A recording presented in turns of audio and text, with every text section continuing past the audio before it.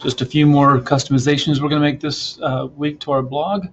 Add some widgets and menus, work on your theme, and then post that, and then later we'll start reading each other's blogs and giving some feedback and getting a little bit more out of this. This is my blog now. Once again, I've chosen a very simple theme, and I've got my blog. I haven't updated my blog. I see that some of you really have taken a lot of time to put some effort in this and make a blog worthwhile, and I really appreciate that. And I've blocked a few of them, as you see.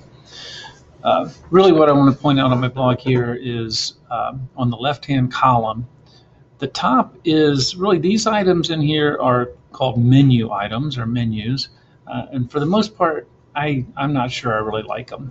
I'll put some out there, and you guys can decide if you want to have them on your website or not. But then I do have some widgets that for right now I'm going to ask that you put them on, and then if you go back to finalize and start to use your blog, you may choose to keep them or not.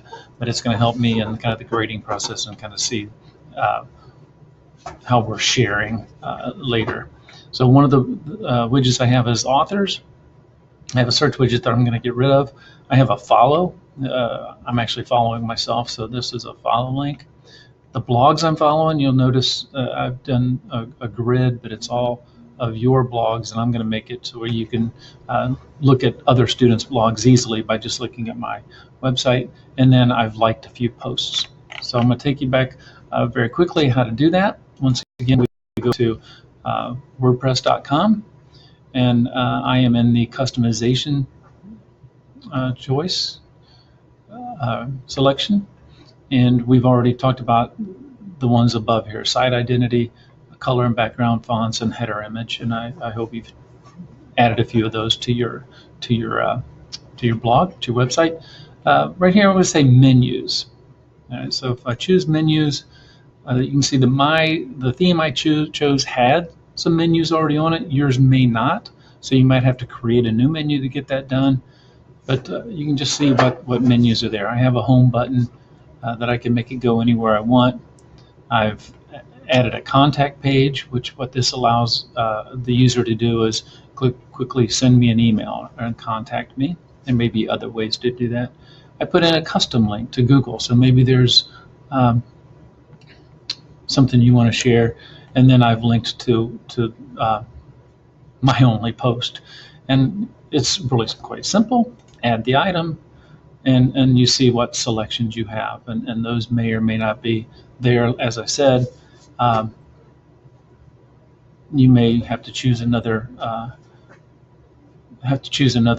theme to get menus if you really like them.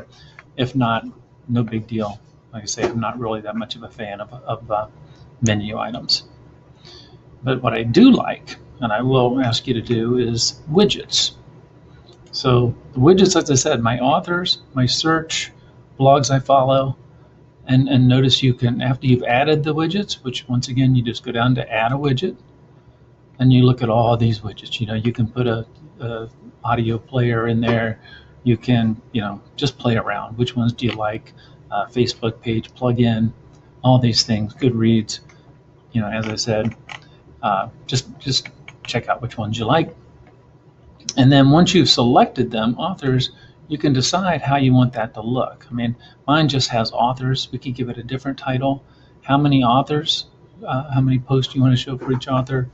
All of these things you can modify to make your site look as usable and pretty as you want. Search, I'm going to get rid of this search, so I'm just going to remove. And then there's the follow button. I found that one. I just have my blog name, and if you want to be, we can make a game of it, and you can show your follower count to see who wins at the end. How many followers do you get? The blogs I follow. Now I'm going to put 40 in here so that you guys can come look at my site and look at all the blogs of the other students in the class. You may want to change that from, and just show the top 2 or 3 that you follow, and then play around with the display as a list or play as a grid. I kind of like the grid look there.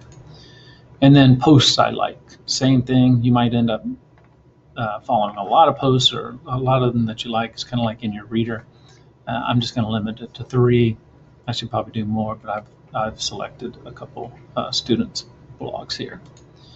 And that's really it. I may add a little bit here that may go against our